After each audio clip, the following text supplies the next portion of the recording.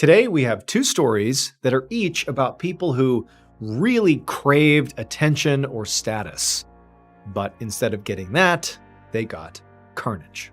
But before we get into today's stories, if you're a fan of the strange, dark, and mysterious delivered in story format, then you've come to the right place because that's all we do, and we upload 2, 3, even 4 times every week. So if that's of interest to you, please offer to get new tires for the Like Button's car. But don't tell them you're replacing their regular tires with monster truck tires. Also, please subscribe to our channel and turn on all notifications so you don't miss any of our weekly uploads. Okay, let's get into today's stories.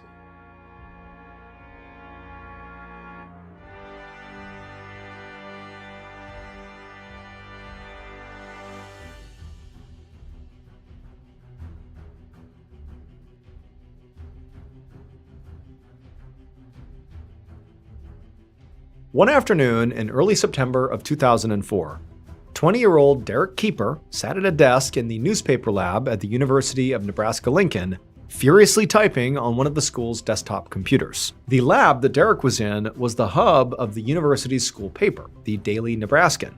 So there were some other students who were in the space that were talking or working at other computers. But Derek didn't notice any of them. He was completely locked in on what he was doing and writing as fast as he could.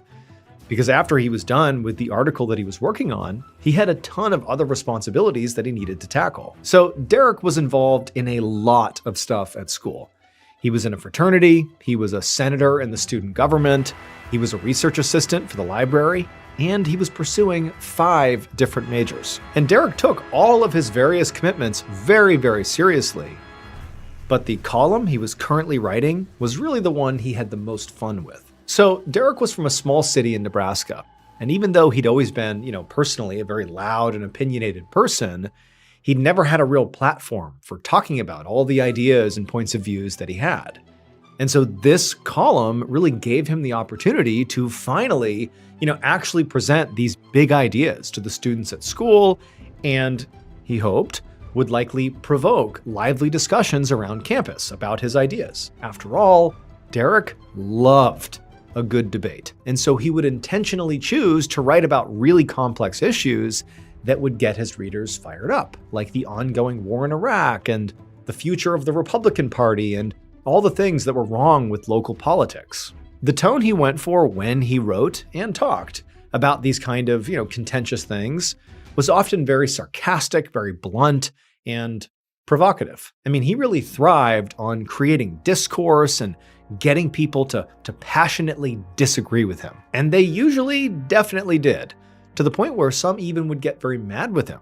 A lot of times the paper's readers would write furious letters or even send hate mail about what Derek had written. But Derek was really not bothered by that at all. In some ways, that was his aim, to get people all riled up. And he was sure that the article he was writing right now was going to be even more divisive than really anything else he had written. For Derek, though, really for him, it was all about individual freedoms and encouraging people to say no to government overreach in their daily lives. That really was sort of his general stance on everything. That's really what inspired him to do any of this in the first place. In fact, this particular column that Derek was writing was about how he was advocating for abolishing a set of state and federal laws that were trying to control personal choice and the right to decide what was best for one's body, and he was against it. Now, to be clear, the stakes for this issue were life and death, literally.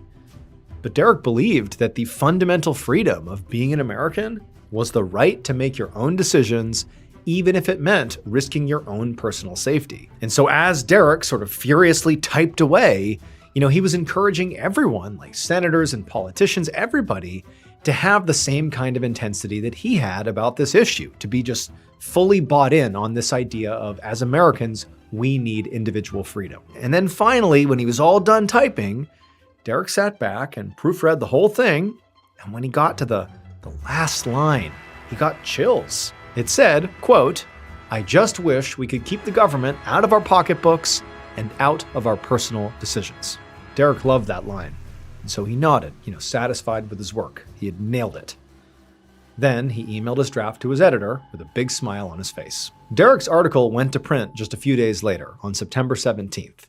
And like most of Derek's other articles, This one, for sure, got a lot of angry emails and letters from people who disagreed with what Derek had to say.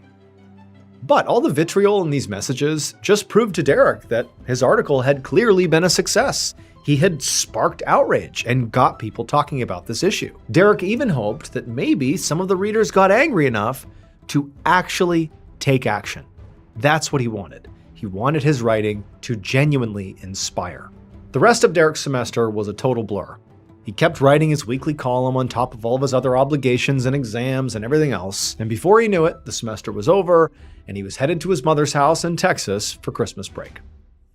A few weeks later, on January 4th, 2005, at 3 a.m., Derek rode in the back seat of a Ford Explorer SUV on his way back to school after the break. He'd caught a ride from his mother's home in Texas with two of his fraternity brothers who were sitting up front. And Derek had spent the first part of this just awful 13-hour-long drive doing what he did best, using his sarcasm to make his friends laugh, and he was also engaging them in really animated conversations. And so, the first 6 to 8 hours had sort of flown by. But now, it's basically the middle of the night still, / very early morning, and everybody had just gone quiet because they were all exhausted from this truly awful, long drive. All any of them wanted to do at this point was just get back to campus and be done. And eventually, Derek and his friends were very close to campus. They were finally in Nebraska, and they were driving down Interstate 80, which was a snowy, cold highway not far from the school. And Derek was really excited to start the new semester. He'd had a nice, laid-back holiday where he'd caught up on sleep and spent a lot of time just kind of hanging out and seeing his younger siblings. But Derek just was not the kind of person who liked slowing down for very long. And so he was quite eager to get back to his busy life on campus. Especially, he really wanted to get back to his column. He had had a lot of downtime and was able to, brainstorm and come up with some good potential new topics for the column. But he really wasn't sure if any of those ideas were going to top the very controversial article that he had published back in September. People were still talking about that one. And Derek was still thinking about it too. In fact, his own words and advice to his readers were still ringing in his ears and guiding his everyday decisions. But for now, Derek just leaned his head up against the cold glass window of the car and waited for this long trip to finally be over. But suddenly, he felt the SUV lurch. And before he knew what was happening, he heard a deafening bang and he heard his friends screaming. Just minutes later, a police officer was flying down Interstate 80 in his cruiser. Eventually, he spotted a group of ambulances parked on the side of the road, and he knew that's where he needed to go, so he pulled over to the side and stopped. And when he got out, he saw in a ditch just off the highway was an overturned SUV. The officer immediately jumped out of his cruiser and rushed towards the vehicle. And when he got there, he found the scene was just absolutely chaotic. There were a team of paramedics who were at the window of the SUV trying to assess the condition of the victims inside and to get them out. And when the officer kneeled down to look inside as well, he could clearly see two people inside the vehicle. Now, both of them seemed basically fine beyond, obviously being in a wreck. I mean, they were banged up and clearly dazed, but their injuries didn't look immediately life-threatening. So, sort of relieved, the officer backed away to let the paramedics do their thing. But very quickly, the officer noticed that more paramedics were actually running past the SUV to something on the ground a few feet beyond it. And so the officer followed them to go see what it was they were running to. And when he saw what was on the ground, the officer just kind of stopped and knew instinctively that there was nothing anybody could do. I mean, there was a body of a young man on the ground who clearly was a third passenger of this SUV, but their body was just mangled almost beyond recognition. It would turn out Derek had been right. His September 17th, highly contentious column in the Daily Nebraskan would be his most controversial and famous piece ever. And actually, people are still talking about it today. Because his column was about how, we, all us Americans, reserve the right to make our own choices about our bodies and personal safety. And Derek believed that there was a law that was actually directly infringing on that right, which was the law that was forcing people to wear a seatbelt. Derek despised this requirement. He thought seatbelts should be just a personal decision about safety. To him, it was not just about buckling up, it was about individual choice, about freedom. And on January 4th, that SUV that Derek was riding in going back to school, well, the driver hit some ice on the road and lost control. the driver and the other passenger in the front were wearing seatbelts. But Derek, in keeping with his beliefs, was not. And so when the SUV crashed and flipped over, Derek alone was killed. As one reporter pointed out, Derek lived by his beliefs, and he also died by them. Have you ever wished you could consume the strange, dark, and mysterious in a live storytelling event? Well, that dream is becoming a reality this year because I'm coming back with another live tour. This year's tour is also going to include a whole bunch of new locations, including the West Coast of the United States, all across the United States, and also one international city. We put together an absolutely amazing show with a whole bunch of awesome stories, including stories you will not hear anywhere else. New content you can only get if you come to this show. But if you want to see it, you gotta act fast because tickets are available right now. If you want tickets, go to tour.ballenstudios.com or click the link in the description below. Again, that is tour.ballenstudios.com. Also, I'm going to be giving away an all expenses paid for trip to come meet me at one of my live shows. That will include airfare, hotel, come hang out with me backstage. It's going to be a whole thing. And so if you want to potentially win that, all you have to do is donate to win at fandiem.com/MrBallen. That is fandiem.com/MrBallen. Get your tickets and enter the sweepstakes today. I can't wait to see you at the show.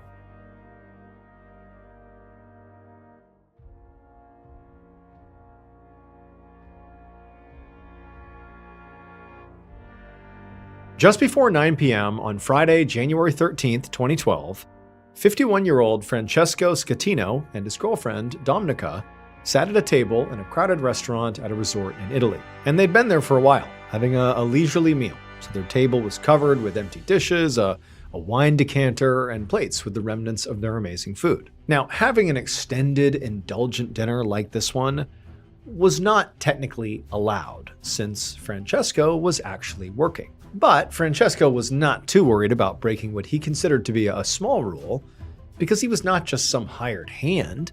I mean, he was in charge of this entire resort on Italy's Tuscan coast. And the resort was amazing. It was literally right out on the water and had thousands of guest rooms and 6 restaurants with over a dozen bars, a theater, multiple swimming pools, and there was even a casino. So it had really a huge capacity for guests. And right now, there were easily more than 3,000 people staying at this resort. And Francesco was, very proud to be the boss of this place, this unbelievable place. He actually had started working at this resort as a security guard, but he'd worked his way up to the very top. And now he'd been overseeing this property for about 6 years. And being a leader really worked well for his personality, because he loved being impressive and feeling important. He'd heard staff and former coworkers complain about how he was too over the top and a bit of a show-off, so he had heard those things. But Francesco knew that really these people, they were just jealous. He was handsome, he had a great job, and he had 2 just beautiful, amazing women in his life when, some people didn't have any. So now Francesco smiled at one of his girlfriends, Dominica, who sat across the table from him and enjoying the dessert they were sharing. Francesco was married, but recently, Dominica had become the most important woman in his life. She was a dancer, and to him, she was just perfect. They'd only met a few weeks ago, so they were still in the honeymoon phase, where they were both still very flirtatious and eager to impress one another. And so right now, Francesco knew he should leave and get back to his managing duties, but he was having so much fun with Dominica, so he lingered, eating his dessert as slowly as he could. But as he sat there, slow playing his dessert, he realized, their night together didn't actually have to end just because the dinner was over. There was something he could do right now that would give them maybe another hour or so together. And it would also completely blow Dominica away and prove to her just how amazing he really was. So suddenly, with a big smile on his face, he told Dominica to hurry up, finish eating, because they needed to get upstairs immediately. A few minutes later, Francesco and Dominica hurried into the resort's top floor operations center. And just like the entire rest of the place, I mean, this room, despite being an operations center, was still just massively impressive. In addition to all the very new age, high-speed monitors and security feeds and maps all over the room, there was this huge window that overlooked this balcony, this exterior balcony, that looked down on the ocean. It was like this beautiful view of the ocean, and it even overlooked a stretch of small seaside villages called Giglio. This room was also filled with all of Francesco's employees hustling around and, staring at screens and talking on headsets. But as soon as Francesco and Dominica walked in there, Francesco kind of went to the center of the room and kind of got everybody's attention and told them all to listen up. Then he went over the details of his big idea. The resort was going to put on a very specific and spectacular kind of show called a salute. And they were going to do it right now. So salutes were very popular in this area of Italy, and Francesco's resort actually did them all the time. So this was not totally unusual. They were basically kind of a performance, mostly for the locals, where the resort would flash all of its lights and play music, while guests of the resort would go to their balconies and wave and cheer to the residents and the other tourists in Giglio. But critically, salutes needed to be both quick and highly choreographed. That's really the only way they worked. And so in order for a salute to work, it really required the attention and active participation from a large number of people. I mean, this was a big to-do. And so given the fact that these were sort of a big endeavor, it meant that, something could go wrong if you're not really careful.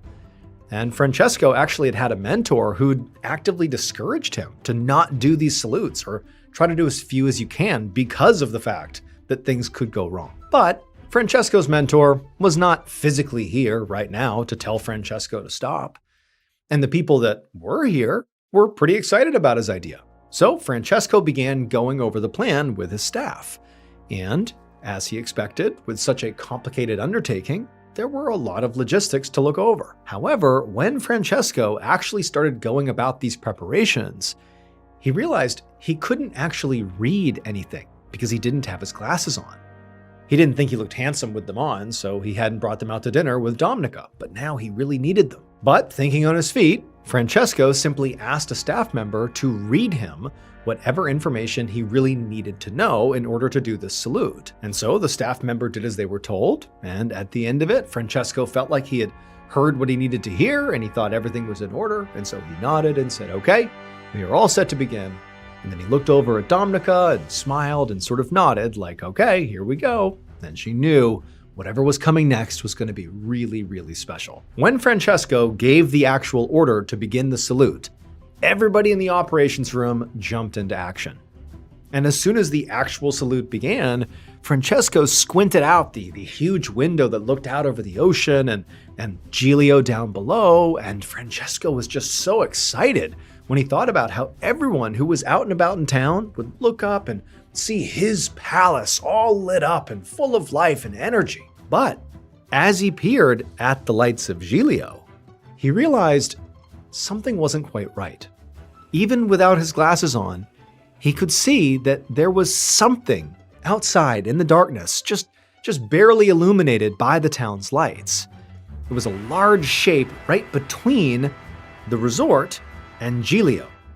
And to his horror, Francesco realized it was actually getting closer, fast. At the same time, but on the other side of the resort, an American man named Brian Aho was eating dinner with his wife and teenage daughter at the Milano restaurant, which was one of 6 restaurants in the resort. And they'd just been enjoying their meal when there was this deafening banging sound, and the entire room gave a huge jolt and everything inside just sort of went flying. Brian grabbed the table to brace himself as plates and glasses shot off the table and shattered everywhere. And then he heard screams and people hitting the ground all around him as diners were literally being thrown from their chairs.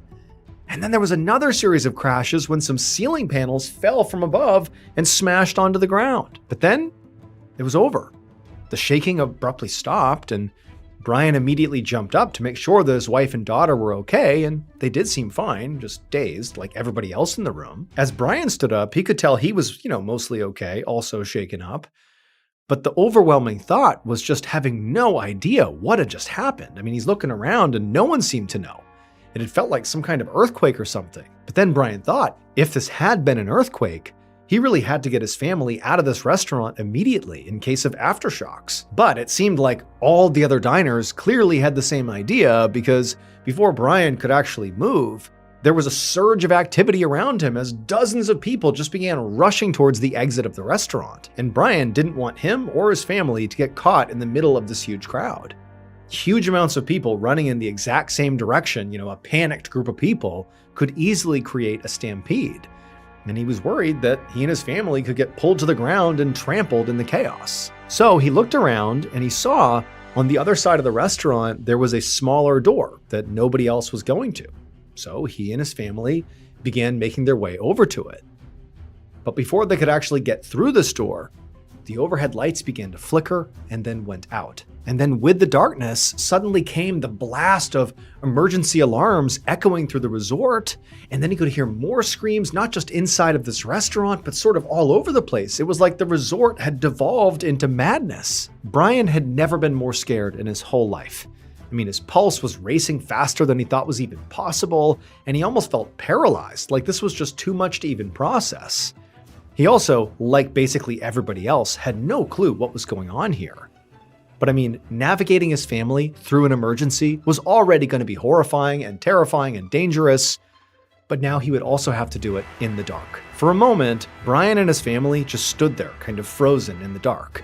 And then Brian was about to tell his family to just go through the door, we'll figure it out in the dark. But then luckily, the emergency lights came on, giving the room sort of a dim, eerie glow. But it was enough to sort of guide their way.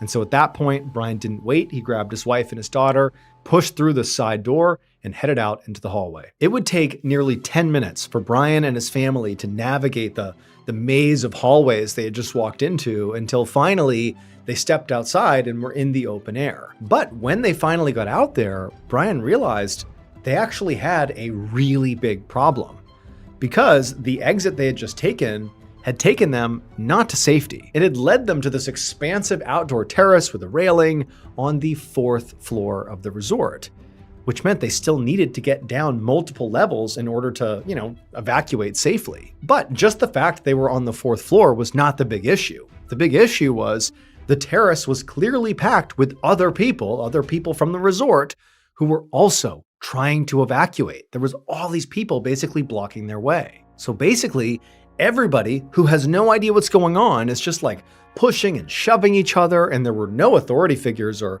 any staff around to actually direct what now was basically an evacuation.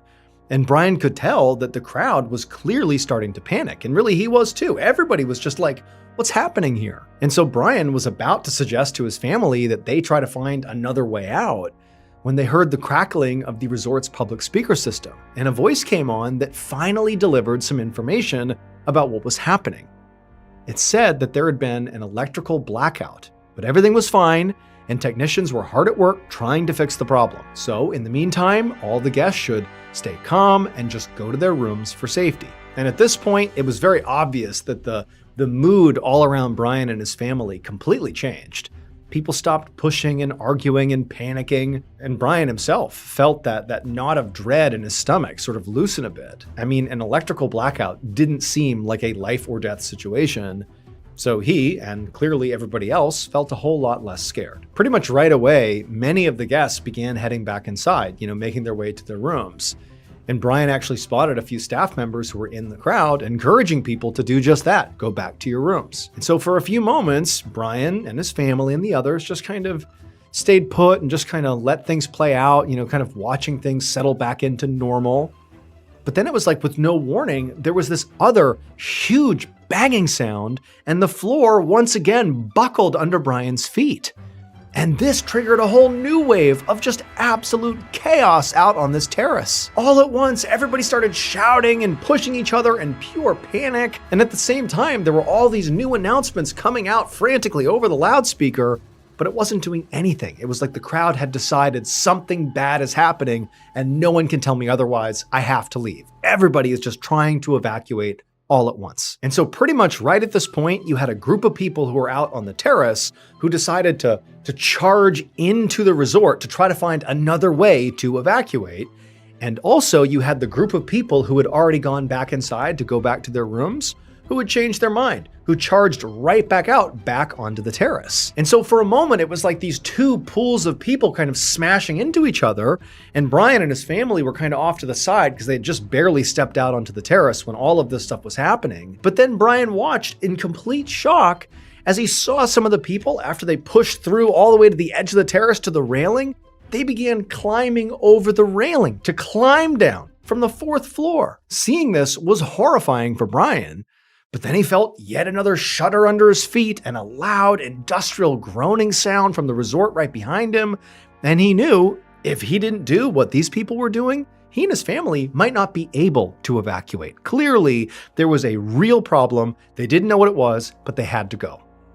So he grabbed his wife and his daughter's hands, he shoved his way through the crowd to the railing, over the railing they went, and down they began to climb.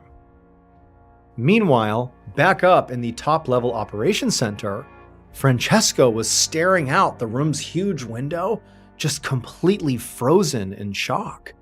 His resort was in complete pandemonium.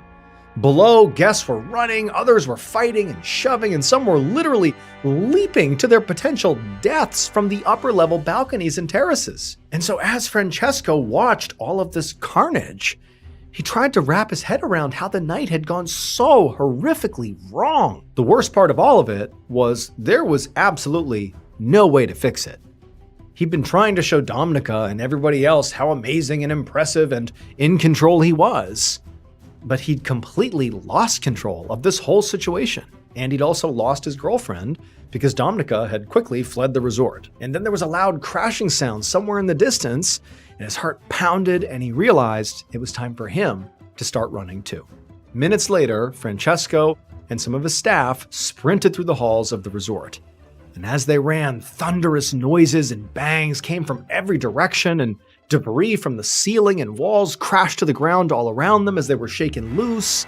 And all the while, over the noise, Francesco could hear the continuous shrieks of panic from people who were still clearly trapped inside the resort and just couldn't get out. But he and the others he was with finally did make it to the exit, and this exit was not overrun with panicking people. So Francesco was lucky enough to be able to pretty quickly make it to the bottom level and then keep on going.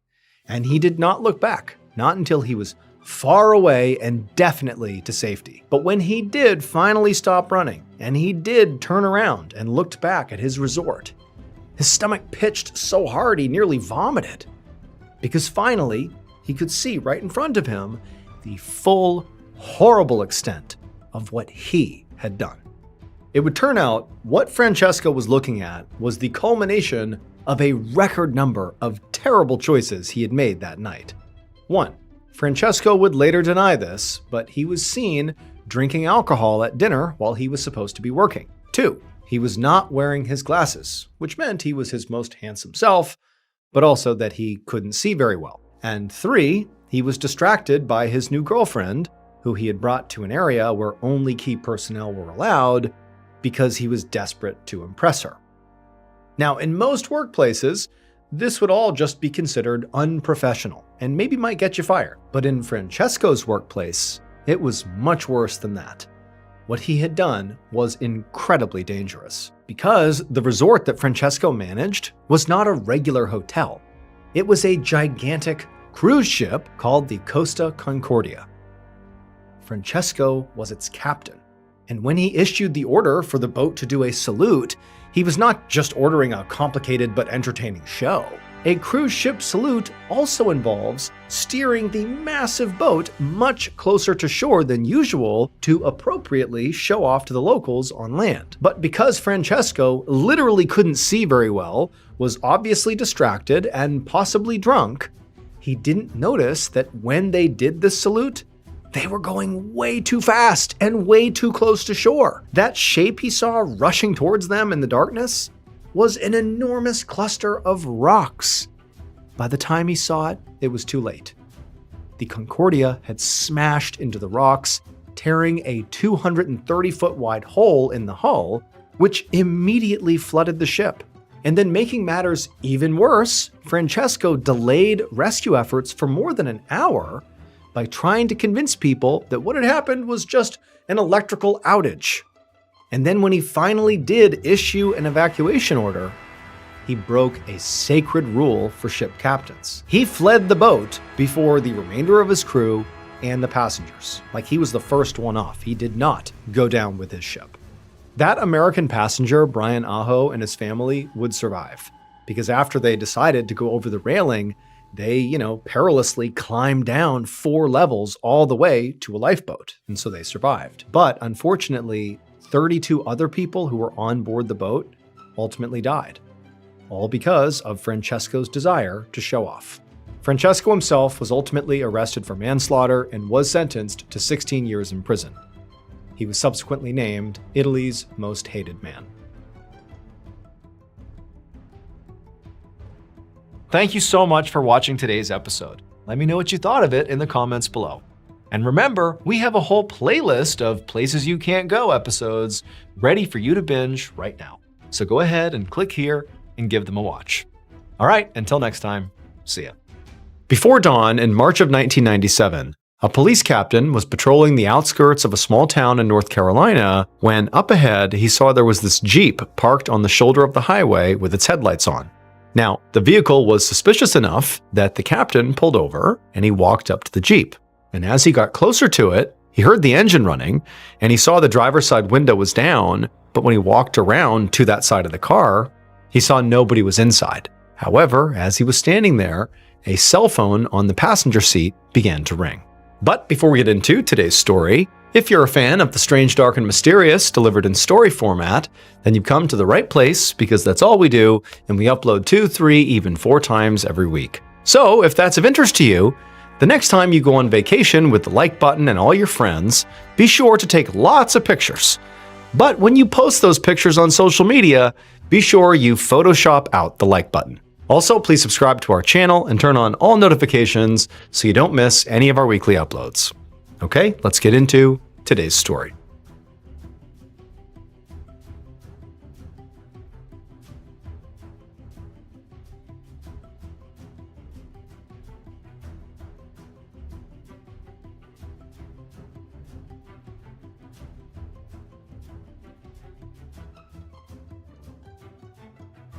In the early morning hours of Saturday, March 29, 1997, a blonde 26-year-old waitress named Kim Medlin carried a tray of filet mignon through a topless bar in Charlotte, North Carolina, while wearing a leotard and tights. She made her way through the cigar smoke-filled room, past the stage where all the half-naked women were busy pole dancing. Kim worked here at the men's club 3 or 4 nights a week, and for the most part, she liked the job. It paid well, and by working the night shift, it left her days free, so she could focus on her 2 real passions, which were taking care of her horses and decorating her brand new house. So Kim and her husband Bridger had recently bought a 7-acre plot of land outside the nearby town of Monroe, where Bridger had actually grown up. They'd spent the past year building their dream home, including a barn for their 3 horses, and now that the construction was done, they had finally started moving in and decorating. Now, as Kim delivered the filet mignons to a table of middle-aged businessmen, she glanced over at the clock on the wall, and she felt a surge of excitement when she saw that there was less than an hour left in her shift. Kim had the next 3 days off, and she planned to use all that free time to finish some of the smaller moving projects that still needed to get done, like just unpacking boxes and hanging some pictures. So she flashed the businessmen a smile and then went to check on her other tables. An hour later, a little after 2 a.m., Kim walked out the back entrance of the bar, now wearing a baggy sweatshirt instead of her work uniform, and she called out a goodbye over her shoulder to some coworkers, and then walked over to where her red Jeep was parked along the side of the building. She got in, dropped her purse onto the cow print seat cover on the passenger seat, turned on the car, and then turned on some music for the hour-long drive home. A half an hour later, Kim drove south down Old Charlotte Highway, a secluded 2-lane road that was pretty much deserted at this hour. She used to find this commute kind of relaxing, but lately, it had been making her nervous to be driving alone late at night. And the reason for that was because a couple of weeks ago, while she was driving home from work around this same time of night, she'd been involved in a really scary road rage incident. Another vehicle had come up from behind and started tailgating her and honking their horn at her repeatedly for really no apparent reason. Kim had been afraid that this was a customer from the men's club who was now following her home, and it freaked her out so much that she'd actually pulled over into a convenience store parking lot because she saw there was a police car parked in there as well, and so she'd gone right over to the officer to ask for help. He'd promised to go and try and track down this road rager, and he'd even sent out a broadcast over the police radio, telling all the other officers to keep an eye out for Kim's car on the night she was working in case anyone gave her more trouble. And so now, even though, that road rager had never been caught, Kim did feel better knowing that the police had her back. But again, because the road rager had not been caught, she was still a bit scared about driving home alone. So tonight, to calm her nerves, she fished out her cell phone out of her purse and just called her husband, Bridger. When he answered, he told her that he was actually on the road too. He was still driving back from a gig DJing at a prom in a town 2 hours away, but he was almost home. After chatting for a few minutes, Bridger told Kim that he was actually pulling into their driveway and that he would call her right back once he got inside the house. So Kim said fine and said goodbye, and they hung up, and she kept on driving. Then, about 15 minutes later, so a little before 3 a.m., her phone rang, and it was Bridger again, calling back like he had promised he would.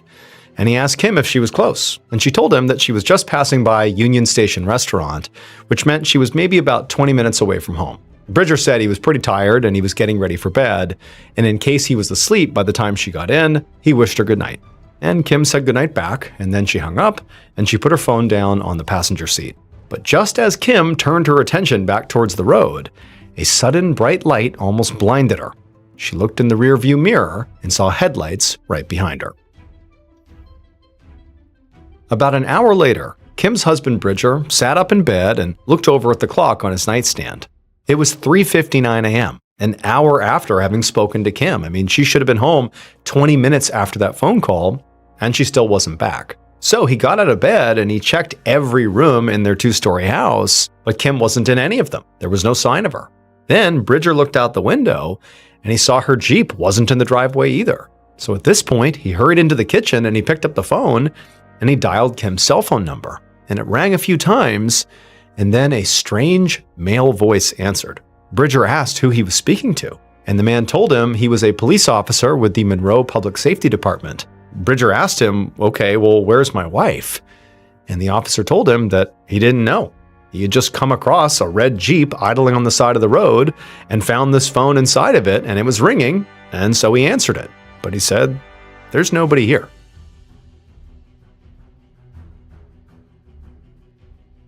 Several minutes later, so this is a little bit after 4 a.m. on March 29, 1997, Assistant Chief Bobby Hulk, a police investigator with the Monroe Public Safety Department, drove north along Old Charlotte Highway.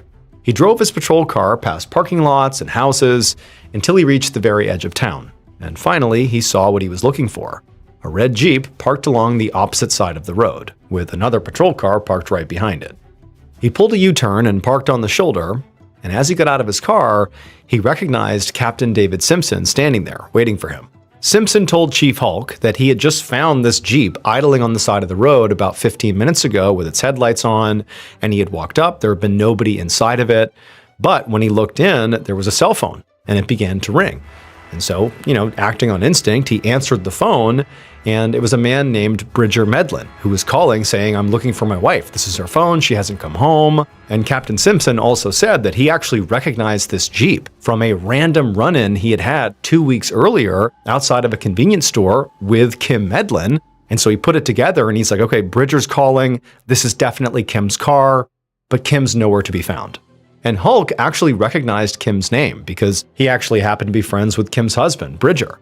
And so he pulled out his flashlight and he began looking inside the Jeep, and right away he saw there was a wallet lying open on the passenger seat.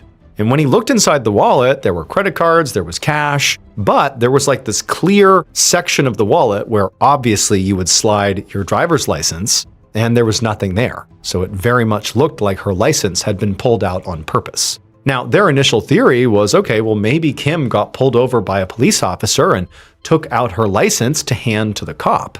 But in a department as small as Monroe's, there were only a few officers on duty at this time of night, And when Assistant Chief Hulk asked Captain Simpson, had any of the on-duty officers pulled anybody over that night, Simpson was already all over it. He had checked. And he said, no, none of our officers pulled anybody over. So this made Hulk wonder if maybe Kim had been pulled over by somebody posing as a cop. There had actually been dozens of reports over the years of so-called blue light bandits pretending to be police officers in order to harass drivers, especially young women. But those cases were really quite rare, even though they did happen, so Hulk didn't want to jump to any conclusions quite yet. Just then, Hulk heard a truck engine and saw headlights approaching up the highway. So he set the wallet back down on the seat and then walked over to where a black pickup truck was now pulling to a stop right behind Hulk's car. A tall man with blonde hair got out of the driver's seat, and right away Hulk knew who it was. It was his friend and Kim's husband, Bridger. And Bridger looked frantic, and he demanded to know what had happened to his wife. But Hulk told him to calm down, that they were here to try to figure out what happened to his wife and where she went.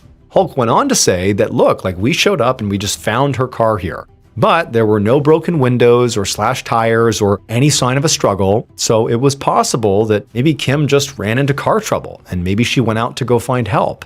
But then, without asking for permission, Bridger pushed past Hulk and just climbed right inside of the Jeep's driver's seat and said, well, let's test your theory right now and see whether the car was working.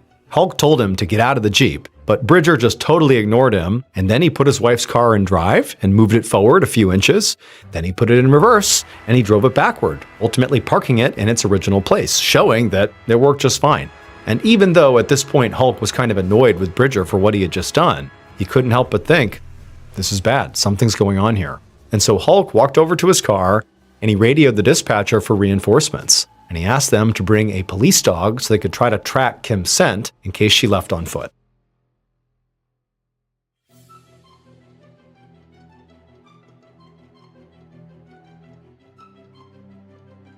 A few minutes later, 2 more police cars pulled up to the scene, and a few officers and a police dog got out. Hulk opened the doors to the Jeep, and the dog went in and sniffed around, getting familiar with the scent of Kim's belongings. Then the dog seemed to pick up a trail on the ground, and so the officers told Bridger, who clearly wanted to go with them, to stay put, stay with your truck, and then they followed the dog down the road for about 100 yards or so until it turned onto a driveway.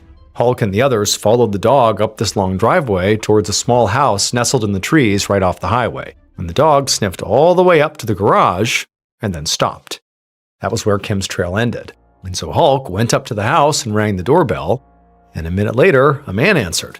And despite the late hour, he looked totally awake and not particularly surprised to see cops at his door. Hulk asked the man who he was and whether or not he had seen or heard anything unusual in the past couple of hours near his property. The man said his name was Nathan Hargett, and about an hour ago, so maybe around 3:45 a.m., he'd been woken up by a strange car loitering near his garage. Nathan said he hadn't recognized the car, but he noticed that it had Texas plates, and that there also had been a woman with blonde hair in the back seat. Hulk asked Nathan for permission to search his property, and Nathan told them to go right ahead. And so Hulk directed the other officers to search the inside of the house, while he clicked on his flashlight and headed over to the garage. When he got there, he turned the handle of a door on the side of the garage, and he found it was unlocked. So he pushed the door open, and he shined his flashlight inside, but all he saw was a truck and some gardening tools. There was no sign of Kim. By the time dawn broke around 6 a.m. that morning, this had become officially a missing persons case. So police began a search of the woods around the Old Charlotte Highway with help from members of the community. Meanwhile, Hulk and Simpson went back to the station to speak to one of the dispatchers who had been on duty that night. After speaking to that homeowner, Nathan, and searching his house and his garage, he had been ruled out as a suspect. So now they were focused on finding that car with the Texas plates that Nathan had seen loitering outside of his garage. So they were hoping that maybe there was a report of a traffic stop or maybe a suspicious car in the area or anything that might help figure out who was driving that car. But the dispatcher said again that really there had been no stops, nothing that night. However, there had been one incident in the area that night. It was around 2 a.m., so it was about an hour before Kim was last heard from. They'd gotten a call about a car that had run into a ditch not too far from where Kim's Jeep was found. Hulk asked who had responded to that call, and the dispatcher said it was car 491, which was driven by a young rookie officer named Josh Griffin. Hulk immediately gave Officer Griffin a phone call and asked if he had seen or heard anything unusual while he was out responding to that car in the ditch. But Griffin said no. He actually said that his shift was over around the time that driver had flagged him down for help, so he had actually just called for a tow truck, and when it got there, maybe a little bit after 2:30 a.m., Griffin said he just went home. Hulk hung up the phone feeling pretty disappointed. Bridger said the last time he heard from his wife Kim was around 3 a.m., so if this car was already being towed away by 2:30 a.m., then it definitely was not the same car that Nathan saw loitering outside of his garage. And the driver of that car in the ditch was likely not a suspect. Hulk sighed in frustration, but then another idea occurred to him. He asked Captain Simpson to elaborate on that random run-in he had had with Kim a couple of weeks earlier. Now, this was sort of a long shot to bring it up again, but Hulk wondered if maybe the same driver from the road rage incident could have maybe come back and, maybe chased Kim off the road or something. Simpson said he would go dig up the report that he had filed on the incident, and then he left to go find it. About half an hour later, Hulk sat at his desk reading through a copy of the road rage police report.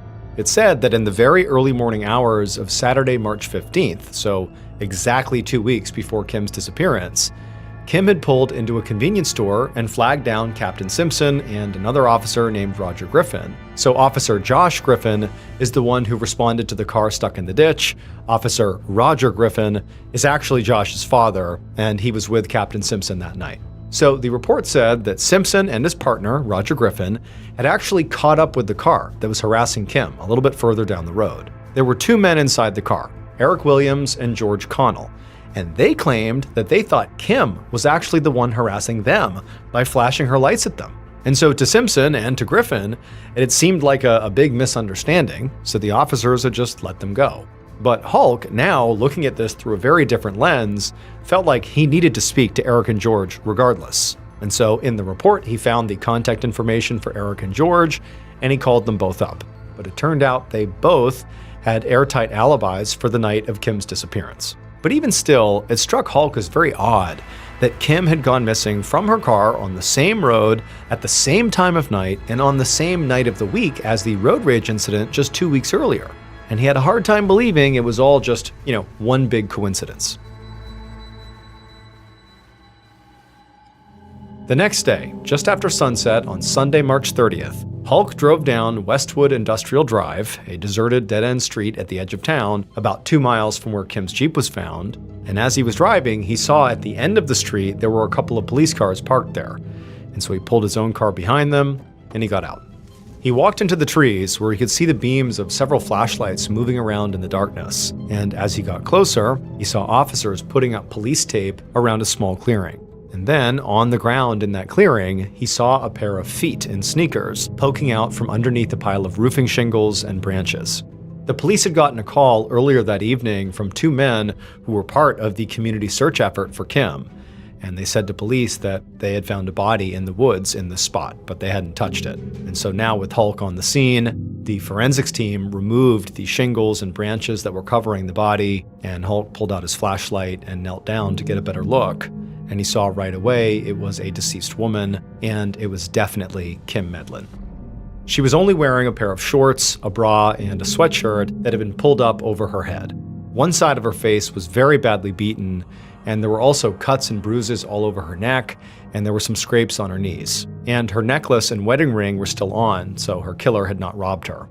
Hulk stood back as the forensics team untangled Kim's sweatshirt from around her wrists so they could collect clippings of her fingernails, in case she had maybe scratched off a trace of her killer's DNA. And as Hulk watched one of these forensics officers go to put the sweatshirt inside of an evidence bag, he suddenly noticed something and shouted for the officer to stop. Hulk stepped closer and he shined his flashlight on the sweatshirt's fabric, and it revealed a shoe print. And so he told the officers to send that sweatshirt to the crime lab and see if they could figure out the size and type of shoe that had left that print. But while he would have to wait for those results, he knew he had a couple of other big clues to help narrow down a suspect. The first was the location of Kim's body. Westwood Industrial Drive was known as Lover's Lane, so basically a secluded, out-of-the-way spot where people often went to be alone. and the fact that Kim's killer had thought to take her there meant they were probably a local and familiar with the area. Now, it was still theoretically possible that she'd just been run off the road by some stranger for some reason, or, maybe a customer had followed her home from work, or maybe it was a blue light bandit impersonating a police officer. But the second big clue was that there was no sign of a struggle at Kim's Jeep. And because of that, Hulk did not think she had been kidnapped by a stranger. He thought it was far more likely that she had gotten out of her car for somebody that she knew and trusted. The very next day, Monday, March 31st, Hulk sat down in an interrogation room with his friend and first murder suspect, Kim's husband, Bridger. Bridger had been really pushy and really in some ways over-involved in the investigation from literally the moment Kim's Jeep was found. He'd messed with the crime scene by getting into the Jeep without permission, and now Hulk had information that Bridger had lied about his alibi. So when Kim first went missing, Bridger had told the police that he got home around 2:30 that morning, he called Kim for a brief chat a little before 3, and then he immediately went to bed. But now, a police officer had told Hulk that he had seen Bridger's black pickup truck driving around the center of town around 2:30 a.m., which was nowhere near Bridger's house, and nowhere near the route he would have taken to get back from his DJing gig. So once Hulk sat down, immediately he could see that Bridger was visibly distraught. I mean, he's just learned that his wife was found dead, but Hulk had a job to do. And so he cut right to the chase. And he said to Bridger that, hey, this other officer said they saw your truck driving around in town. It contradicts your alibi. Why did you lie? And right away, Bridger exploded. He was so mad.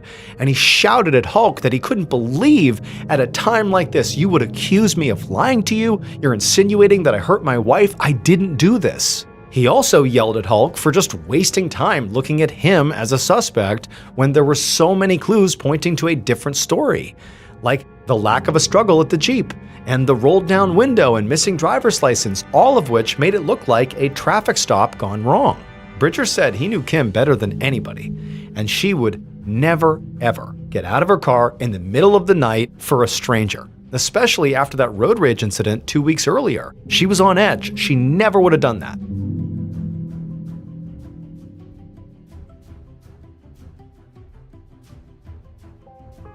When Hulk left the interrogation room a few minutes later, he told his team to track down security footage from around town on the night Kim was killed to see if there was proof that really Bridger was driving around when he said he was home. Because right now they had no evidence to show he was lying, and they actually just had to let Bridger go. But when Bridger was leaving, he'd been so angry and so defensive, it sort of made Hulk think that maybe Bridger did this. And in fact, the fact that Bridger had brought up that his wife would never have gotten out of the car in the middle of the night for a stranger, well, that only reinforced that she might have gotten out of the car for you, Bridger, because she knew and trusted you. But also, Hulk was thinking that another person or group of people that Kim might have gotten out of the car for would be police. Now, Hulk already knew that there were no police that pulled anybody over that night, but somebody could have pretended to be a police officer, a blue light bandit. That was a theory that did sort of make sense. Hulk thought about that bulletin that had gone out over the police radio 2 weeks ago, telling officers to be on the lookout for Kim's Jeep at certain times of the night because of that road rage incident. Now, police radios were not private, so anybody with a police scanner could have been listening in, and what they would have heard is, well, around this time of the night, this woman, Kim, often drives this road all by herself. And they basically could have just been waiting for her, knowing she was vulnerable. So Hulk picked up his phone and he began calling around to other police departments in the region. And he actually found out there had been 2 separate reports of blue light bandits harassing women recently. Now, one of the culprits had already been caught, and he was in jail when Kim was killed, so it could not have been him. But the other suspect still hadn't been found.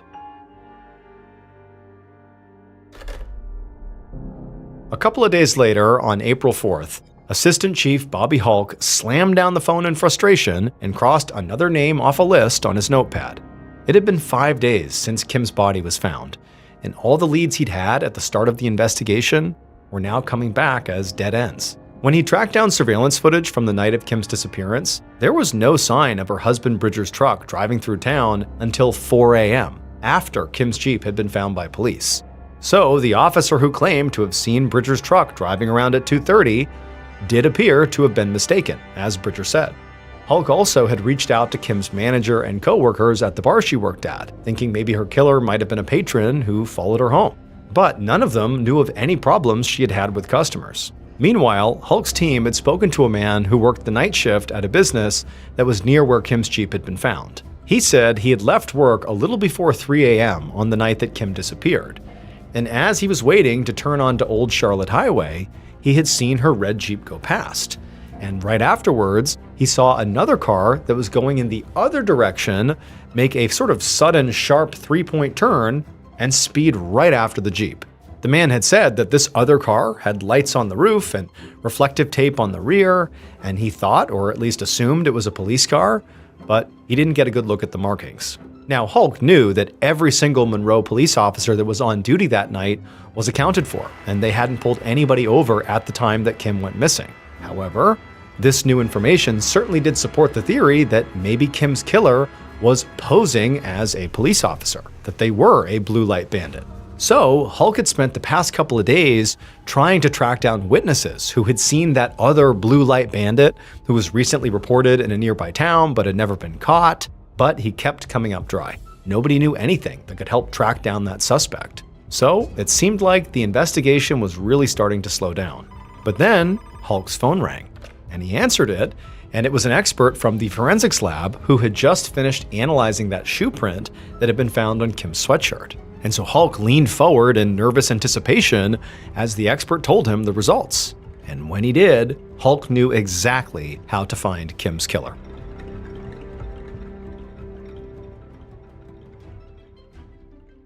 Based on that shoe print, witness testimony, and other forensic evidence, this is what police believe happened to Kim Medlin on March 29, 1997.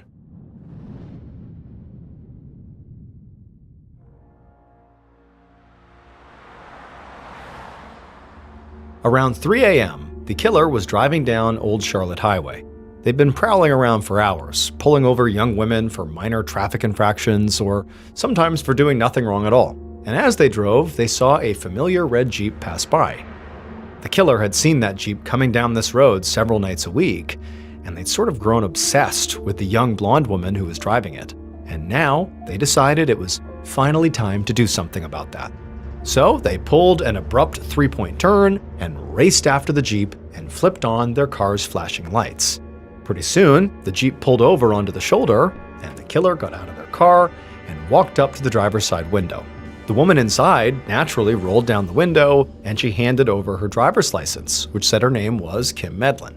And then she politely asked what the problem was, and the killer just told her to get out of the car. Now, Kim was visibly confused, but she did as she was told. And once she was out of the car, the killer slapped a pair of handcuffs onto her wrists and then dragged her over to their car and tossed her in the back seat. Then the killer got in the driver's seat of their car as Kim began crying and insisting that she didn't do anything wrong. Why was she being arrested? But the killer wasn't listening. Their mind was racing as they realized that even though they'd been dreaming about this moment for weeks, they actually didn't really have a plan for what they would do next. And so after a moment, they pulled over and just idled for a minute while they figured out what their next move was going to be. And then an idea came to them. They put their car in drive and continued down the highway. And as they turned onto a secluded dead-end road, Kim in the back seat suddenly got very quiet. And so the killer picked up on that and looked in the rearview mirror and saw her moving around, fiddling with something behind her back. And the killer suddenly realized that in all their excitement, they'd forgotten to lock the rear doors. The killer immediately tried to lock their doors with the power locks, but before they could, the rear door opened and Kim jumped out of the moving car. And so the killer came to a hard stop, they leapt out of the car, and they ran back for Kim, who was lying in the middle of the road. Her hands are still cuffed behind her, and without even thinking, the killer lifted up their flashlight, and they smashed it into Kim's head, and then they stomped on her back and broke her neck. But the killer wasn't done. They reached down and they put their flashlight around Kim's neck, basically put it up against her throat, and then they pulled back on their arms, basically creating sort of a noose around her neck with this flashlight. And they held it like that, and they pulled as tight as they could, until Kim stopped moving. After that, they dragged her body off the road and into the woods, where they removed her handcuffs and covered her body with branches and debris to hide it. Then the killer went home and cleaned up their car, making sure there was no evidence that would tie them to the murder. But they didn't realize they had actually left behind one crucial piece of evidence at the scene: that shoe print on Kim's sweatshirt. The print had a very distinct V-shaped pattern on the tread, which made it very easy to identify. And so weeks later, the forensics lab traced that print back to a shoe that was made by the Thorogood Company, a supplier of military and uniform footwear. And that particular model happened to be the exact same shoe issued to officers in the Monroe Public Safety Department, which meant Kim's killer was not just posing as a police officer. They were a police officer. The killer was Officer Josh Griffin, the off-duty rookie cop who had responded to a car in a ditch about a half an hour before Kim went missing. It would turn out Josh had learned the details about Kim's vehicle and late-night driving patterns from his father, Officer Roger Griffin, after his father told him about that road rage incident that he and Captain Simpson had responded to on March 15th. And so Josh had basically been on the lookout for Kim's Jeep ever since. Josh Griffin was arrested on May 30th, 1997, about 2 months after Kim's murder. He was eventually convicted of first-degree kidnapping and murder and sentenced to life in prison. As for his motive, the best we can offer is he became obsessed with Kim and attacked her.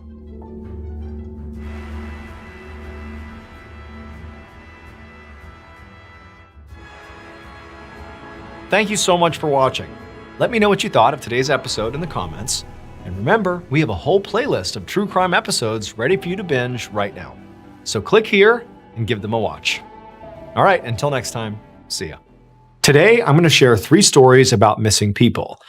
Except the real take-home from each of these stories is not so much how or why these people went missing, but instead, it's the haunting circumstances surrounding each of their disappearances. But before we get into today's stories, if you're a fan of the strange, dark, and mysterious delivered in story format, then you've come to the right place, because that's all we do, and we upload 2, 3, even 4 times every week. So if that's of interest to you, please offer to fill up the like button's car with gas. But instead of actually doing that, just go ahead and permanently glue shut their gas cap. Also, please subscribe to our channel and turn on all notifications so you don't miss any of our weekly uploads. Okay, let's get into today's stories.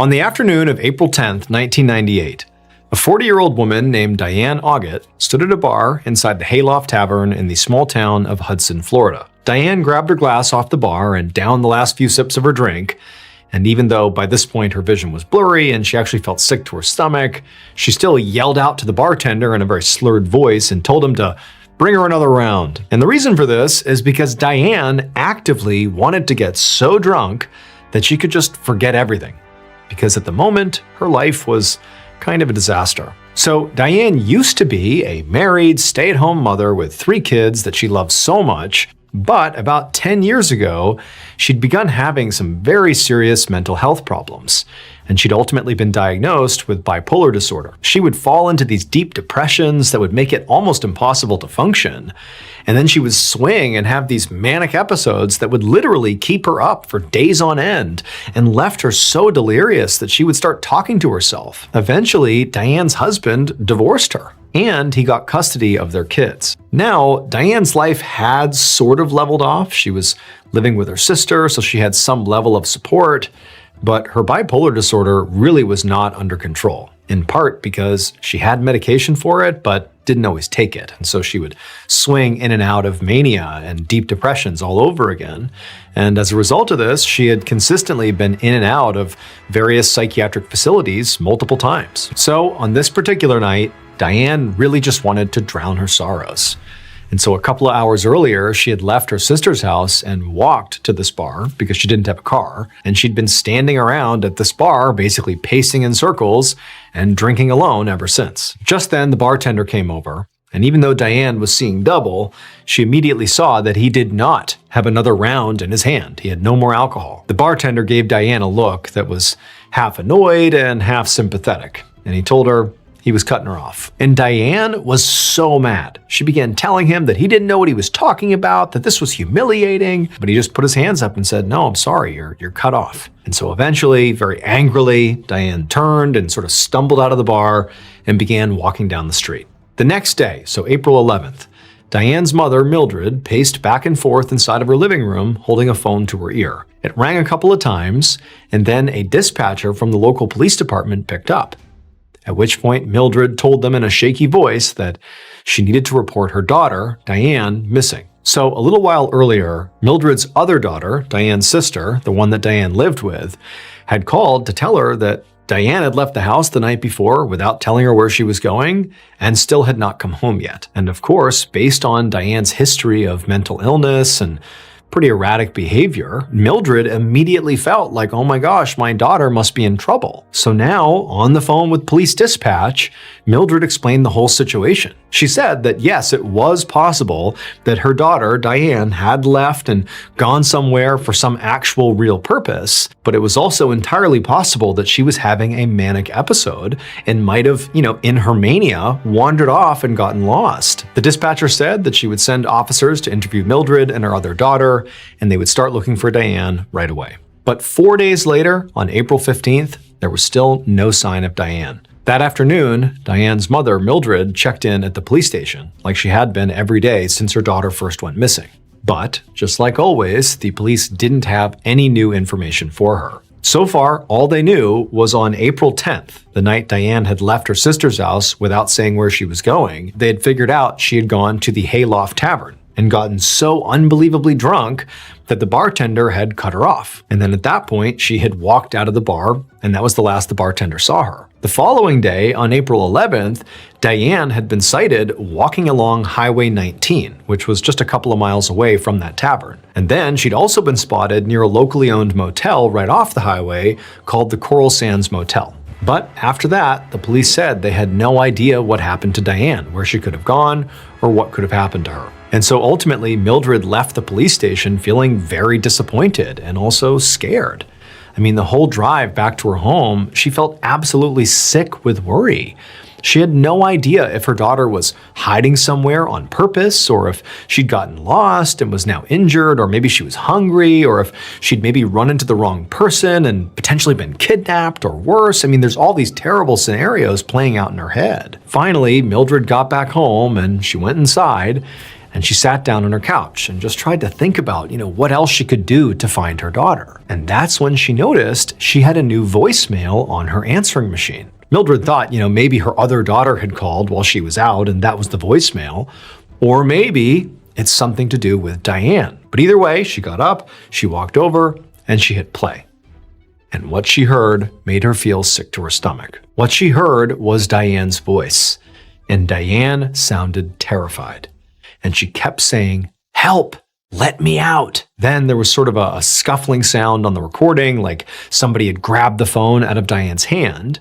And then Diane said something like, "Hey, give me that." And then the call just cut off. And so after hearing this, Mildred obviously went into a total panic. It's like, oh my gosh, all of the worst things that could have happened to my daughter must be happening. And so now, even though Mildred was completely upset, she's shaking with anxiety and fear, she grabbed the answering machine and looked for the caller ID to see, who left this message. But all it said was the call had come in from somewhere called Starlight, which didn't mean anything to Mildred. But she quickly, dialed this number back, hoping, whoever it was would pick up, but nobody answered.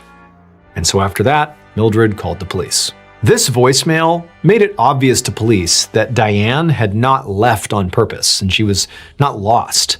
It sounded like, at least based on this voicemail, that she had been kidnapped and was likely being held against her will. But as for where Diane was being held, the police had no idea. They couldn't trace the call to her specific location, and they couldn't figure out what this Starlight thing was either. So for another full day or so, the investigation, despite this new lead, basically floundered. There wasn't much to go on. That is, until the next afternoon, on April 16th, so 5 days after Diane disappeared. On that day, the police got a call from a man who said he had just been walking along the side of Highway 19 and he had found something disturbing. He said he wasn't sure if the object was even real, but he thought, for sure the police should probably come check it out just in case. And so police immediately rushed out to the scene. They found this object, they sent it off for testing, and then they waited. And when the analysis came back, they learned two things. Number one, the object was definitely real. And number two, it belonged to Diane Ogget. The object was the severed tip of a finger from her right hand. Over the next few years, people kept calling in sightings of Diane Ogget to the police in Florida. And the police would look into it, and they would interview more than 100 people.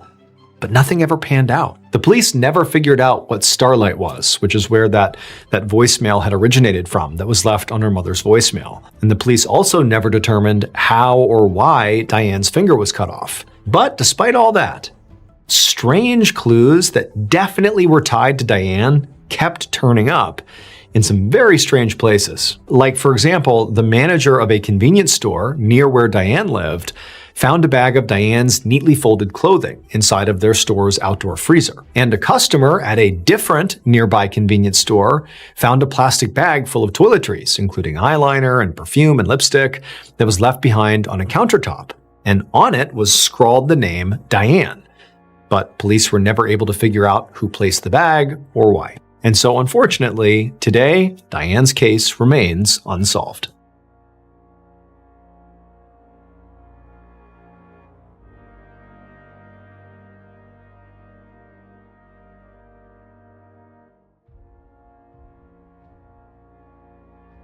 BetterHelp is the paid partner of today's video. Sometimes I think about being a kid, riding in the back seat at night, street lights flashing across the window, no responsibilities, no real fear of the future.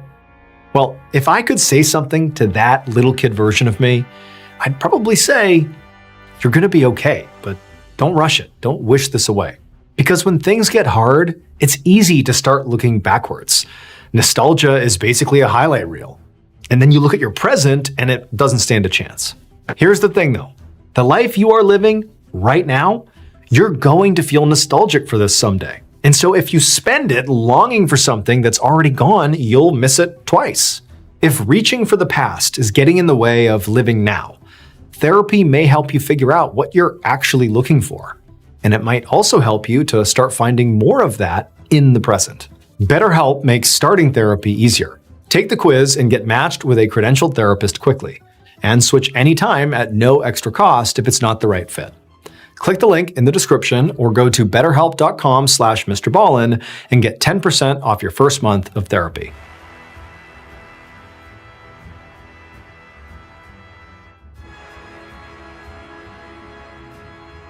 Around 3:30 p.m. on December 17, 1927, a 21-year-old sailor named Joe Stevens stood inside of a U.S. Navy submarine that was cruising underwater in Cape Cod Bay, about a mile off the coast of Massachusetts. Joe was at the front of the submarine, inside of a small windowless compartment called the torpedo room.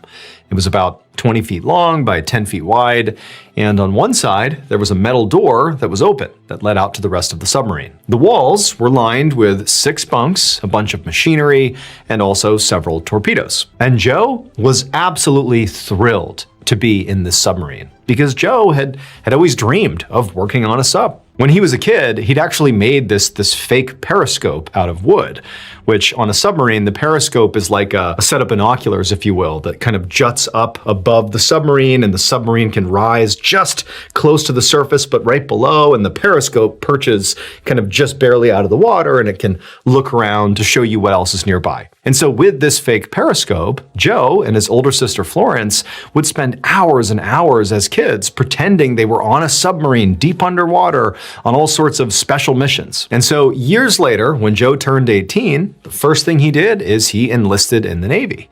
And recently, he had finally been assigned to actually working on this submarine. And it was really like, his childhood dream had finally come true. On this particular day, Joe was doing one of his very first test sails. Basically, he and the other 40 men on board the sub were just testing out all the different machinery on board to make sure everything was working correctly. And so Joe and 5 other men had been assigned specifically to work in the torpedo room. they stood by inside of this room and waited for a command from their captain to come through on the one-way intercom overhead. But as they're standing there, just sort of waiting around, sort of out of nowhere, Joe heard this grating, loud, metallic sound that kind of echoed through the whole submarine. In fact, the sub itself shook so hard during this sound that Joe and the others fell to the ground. And so immediately, Joe and his coworkers are scrambling to get to their feet. They're looking at each other like, what was that? But then it was like their worst nightmare began to play out, as water began to rush through that open door from the rest of the submarine into the torpedo room. And so as this absolutely horrifying scenario is playing out, Joe, his immediate reaction is actually this overwhelming sense of deja vu. Like just for a second, he felt like, I've experienced this exact moment before. But before he could actually process this feeling, a couple of his coworkers rushed past him and managed to slam that door that connected the torpedo room to the rest of the submarine. They shut it and they sealed it. And so at this point, Joe has sort of snapped back to reality. He's not thinking about the deja vu thing. He's like, okay, like, what's going on? I mean, he realized there must have clearly been some kind of accident. I mean, basically everybody thought the same thing. That sound, the grating sound, the shaking in the water, I mean, that screams something has struck the torpedo, something's happened. He expected the captain's voice to come over the intercom, not to talk about the test run they were actually on here, but with orders about what they should do now that there was a real world emergency playing out. And so for a couple of minutes, Joe and his fellow sailors just kind of sat there in this, sealed off torpedo room waiting for this announcement. But there was nothing. And then Joe and the others felt a jolt as if the submarine had just settled at the bottom of the bay. At first, Joe and the 5 other sailors didn't panic. Whatever had happened, they knew clearly it was not good. But they also figured, maybe this was not a total emergency. It was bad, but maybe we can salvage this. After all, they were only about, 1 mile away from the nearest Coast Guard station. And even though Joe and the others inside the torpedo room did not have a way to actually reach out from where they were to the Coast Guard station, or anyone else for that matter, to call for help, they figured that somebody else in the other parts of the submarine would be able to punch out and call to the Coast Guard station and call for help. But the minutes turned into hours, and there was no progress. Like, there was no obvious sign that any sort of rescue was underway. They didn't hear anything over the intercom. They couldn't even hear anything on the other side of the door. They figured by now one of their comrades would have come over and knocked on the door or in some way talked to them. But no, it's just silence. And also the emergency lights inside the torpedo room eventually flickered out. They're very likely on the bottom of the bay in this sealed room in total darkness. They also had no food and no water. That was in the other part of the submarine, but they couldn't open the door without risking more water coming in. So they're just totally trapped. Now, of course, all of that was horrible. For Joe and the others, they knew how dire this situation was. But the scariest part of the whole situation was that they knew there was a finite amount of oxygen inside of this sealed room. And with every breath they took in, they were using up that air supply. And so pretty soon, this tiny metal torpedo room was starting to feel more like an underwater coffin. Joe began fading in and out of sleep. He sort of lost track of time, and he also was starting to lose hope. But then suddenly, Joe heard this loud, metallic clanging sound.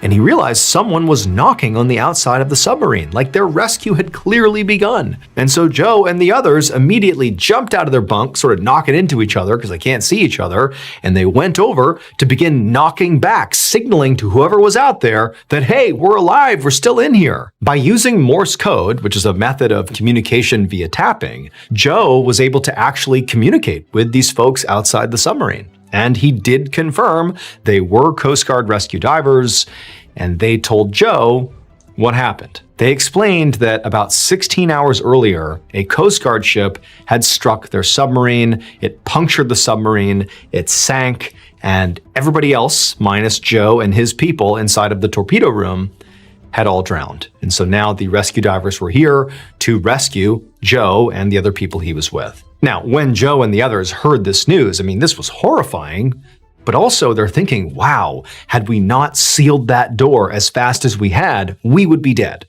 Like, we are so lucky to be alive. And so Joe, after hearing this message, he began frantically knocking back a message, basically saying like, well, great, but when are you going to get us out of here? Because we're running out of air. It's getting hard to breathe in here. But the rescue divers could only tell him that they were doing their best and they would get them up as soon as possible. And this was definitely true. I mean, the Coast Guard was genuinely doing everything they could as quickly as they could to save Joe and the others. But the reality was, this was a really difficult problem to solve.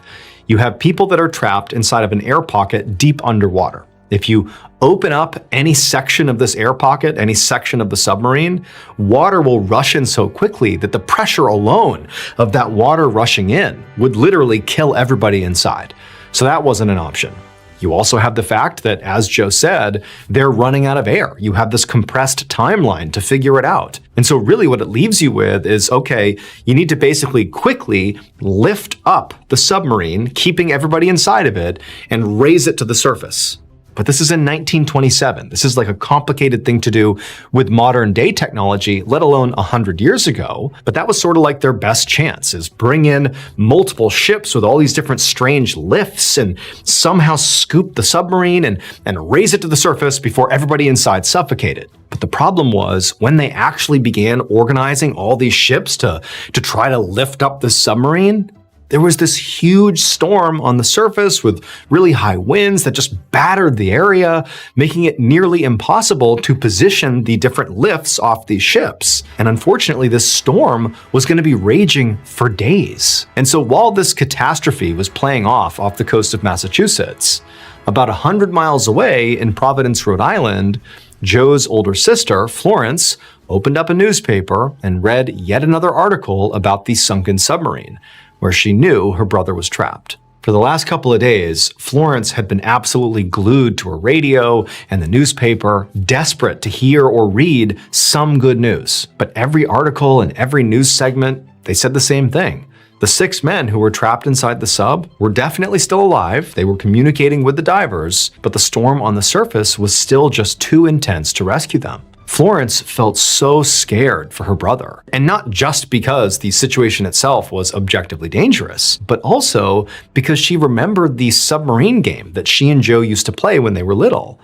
And more specifically, she remembered the very last time they had ever played it. Joe had been about 4 years old, and the two of them had just finished another one of their make-believe missions, and they were supposed to be bringing their imaginary submarine back up to the surface. But then Joe had suddenly dropped his homemade wooden periscope, and he turned to Florence and said something so strange and so haunting for such a young child that Florence had never forgotten it. She had asked him to clarify and explain what he meant, but he had refused. And in fact, after this, he refused to play the submarine game ever again. Now, Florence hadn't thought about this in years, but now that she's seeing what's happening with her brother, it was all she could think about. A couple of days later, on December 22nd, so 5 days after the submarine had sunk, Florence received word that her brother Joe and all the other sailors in the torpedo room had died while waiting to be rescued. And Florence was totally grief-stricken. I mean, this was her baby brother who's just died in this horrible way. But also, strangely, for like the first time in her life, she felt like she actually understood what Joe had said all those years earlier when he was 4 years old, when they had played that last game of submarine. On that day, after dropping his periscope, he had turned to Florence and said, quote, "All hands were lost." This is an expression that's used in the Navy to mean everybody on board died, meaning their make-believe submarine had just sunk and everyone on board had died. And remember, after he said this, Florence tried to get, 4-year-old Joe to explain what he meant, but he wouldn't, and then he refused to play it ever again. And so now, in hindsight, Florence believed that her 4-year-old brother had predicted his own death.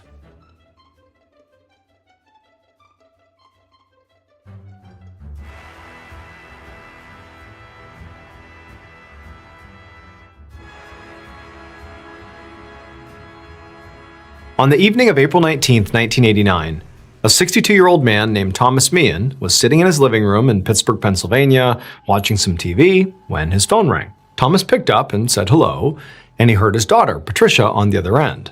And right away, he could tell by Patricia's voice that she was feeling really down, which actually didn't surprise him. So Patricia was 37 years old, and Thomas knew she'd really been struggling lately. She lived almost 2,000 miles away from Pittsburgh in Bozeman, Montana, where she worked as a ranch hand. Now, she liked her job, mostly because she loved the animals, but she just had a really hard time getting along with people, and so she was sort of lonely. She didn't really have a lot of close friends, and recently she'd been through a breakup, and even though she'd always loved kids, she'd never had any of her own.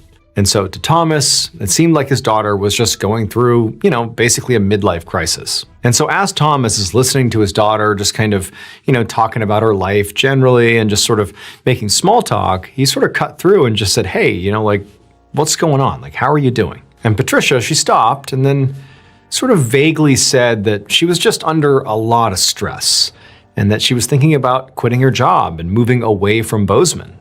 And she actually asked her dad if he'd be okay with her coming to Pittsburgh and maybe moving back in with him. And Thomas, who adored his daughter and really felt for her, immediately was like, of course, you can come home anytime you want. This definitely lightened Patricia's mood. And then she told her dad that she'd call him back the next day to make more solid plans. And then she said she loved him and she hung up. But the next day, Thomas did not get a call from Patricia. In fact, he never got another call from his daughter again.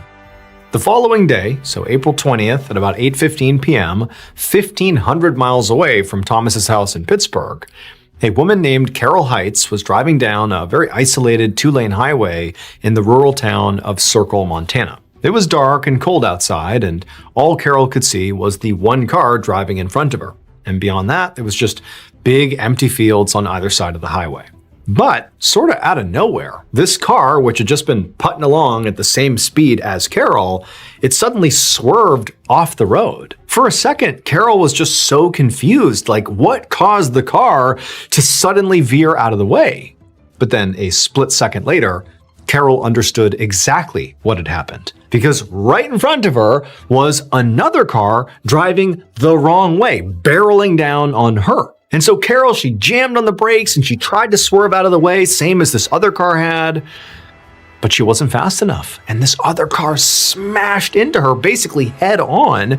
Carol felt her head snap back. There was this loud metallic crunching sound and then blackness. But then just a couple of minutes later, Carol opened her eyes and realized she had survived the crash. I mean, she felt, pain in her neck and her car's a mess. The airbags have deployed. Like, obviously she's been in a serious wreck, but she's alive. And so eventually Carol managed to open up her door and she climbed out, with the intention of actually checking on the other driver because the other car that smashed into her is basically butted up against her and she can't really tell the status of this person. So she gets out and she's going over to see if this person's okay. But before she reached the other car, the other driver also climbed out of their car, and in the light from both cars' headlights, Carol could see that this other person was a middle-aged woman who appeared to have shoulder-length strawberry blonde hair. And this woman, didn't appear to be hurt, at least on the surface.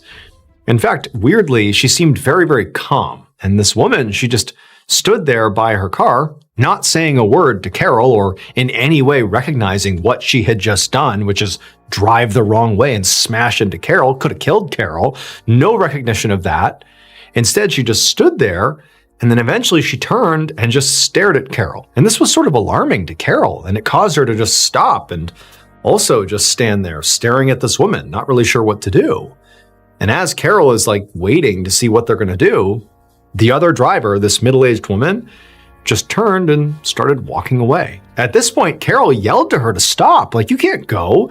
We had this horrible accident. We have to wait for authorities to get here. You can't just leave. But this woman, she didn't even look back to talk to Carol. She just calmly walked off the highway and then climbed over a fence into one of those big empty fields on the side of the road and just kept on walking until Carol couldn't see her anymore. She just vanished. When the police arrived about 45 minutes later at 9 p.m., they found the wreck and they found Carol, and this other driver again was just gone. And so they ran the license plate of the other car, the one that hit Carol's, and they learned that it was registered to 37-year-old Patricia Meehan. But beyond the fact that apparently Patricia had just wandered off here, the other weird thing about this was the registration showed that Patricia lived 400 miles away. so they really weren't sure what she was even doing all the way out here. Now, Patricia did not come back to the crash site, and so eventually police got canine units out there and they began looking for her. And they were able to find a trail of her footprints out in that field. And they followed that trail for hours and hours, but eventually the footprints just stopped and the dogs lost her scent. Now, police would continue looking for Patricia for nearly a week with no luck. I mean, they never found another trace of Patricia. It really was like she wandered into that field and just sort of vanished. But that was not the end of the story. Because about 2 weeks later, a totally unrelated police officer was eating at a fast food restaurant in Laverne, Minnesota, which was about 700 miles away from the crash site. Now, even though this officer lived and worked in a completely different state, they'd actually heard about Patricia Meehan's disappearance and seen pictures of her, because her case was now national news. So when this officer looked across the restaurant he was in and saw a middle-aged woman with strawberry blonde hair sitting in a booth by herself, silently drinking water and just staring off into space, he immediately recognized her as Patricia. Now, the police officer had no idea if this really was Patricia. He was confident it was, but this just seems so random and so bizarre that she would be here, of all places. He also didn't know if this person was alone or not, or what she was even trying to do. So instead of getting up and going and talking to her, he just stayed in his seat and kept an eye on her. And for the next 5 hours, the woman he believed was Patricia just sat there in the booth, slowly drinking water, just staring off into space for 5 hours. Eventually, the restaurant closed, at which point an employee had to tell this woman to get up and go. They also told the officer that he too had to leave. And so after the officer and this woman who he thought was Patricia had left this restaurant, the officer kind of hung back and continued watching the woman, and she just went right across the street to a diner. And this time, the officer did not keep his distance. He went inside the diner, and he went right over to where she was sitting at a table, and he sat down next to her, and he just said, "What's your name?" And for a moment, the woman seemed kind of confused why, this random police officer was even sitting with her to begin with. But instead of, challenging the police officer, she just went quiet for a second, and then in a sort of hushed voice, she said that she was from Colorado. But then a moment later, she shook her head and said, "Actually, no, I'm from Israel." And then, before she gave up any more information, like her name or why she was here or anything, she jumped up out of her seat and ran outside. And the police officer was kind of caught off guard by this and was a little bit slow to get up and chase after her.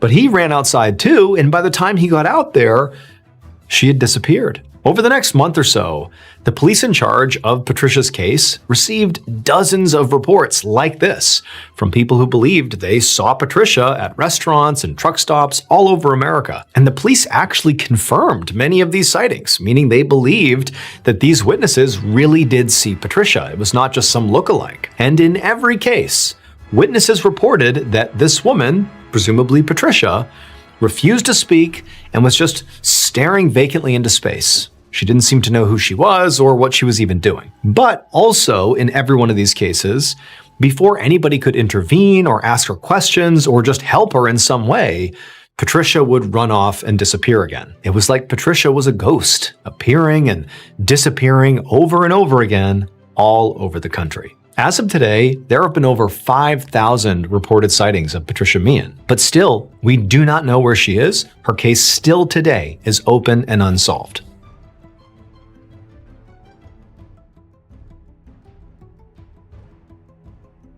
Thank you so much for watching. Let me know what you thought of today's episode in the comments. And remember, we have hundreds of videos for you to binge right now. But if you're looking for a recommendation from me of that one video that's worth your time, well, it's this one right here. So give it a watch. All right, until next time, see ya.